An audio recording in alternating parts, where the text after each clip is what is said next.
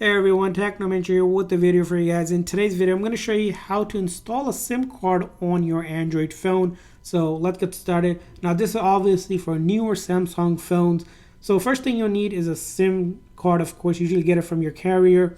And now once you have a SIM card, you're going to go ahead and also need a SIM ejector tool. Now if you don't have this tool like this, you might also can use a paper clip or an old earring piece basically that can bend into a metal pick basically for you. Now once you have that, you're going to locate the SIM tray on the phone. So usually it's going to be either on the bottom or the top, sometimes on the side as well. The way to find that is that usually you'll see a little hole with a cut outline. That's an indicator of the SIM card tray. And then you're going to take your metal pick or ejector tool and then basically put it in there and just give a gentle push. And that's going to go ahead and pop the SIM tray.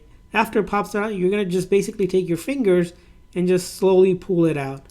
And once you pull it out, it should look like this, and it'll say SIM tray is out. Usually you might see the word SIM on it. Now you might also see another spot for the micro SD card. So locate that SIM slot spot and then take your nano SIM. You'll see a cut corner. You want to match up that cut corner and lay it flat. Usually it'll sit flat just like this. And once you have that, you're going to go ahead and simply reinsert it back in the same exact way, line up the hole, and this time just use your finger to just push it in so it's, again, sits smooth against the bezel. And once you have done successfully that, your phone should go ahead and pick up service. Sometimes it might say restart the phone. In that case, if a message pops up, just go ahead and restart it. From there, you should be good to go, and you have now installed a SIM card on your Android phone.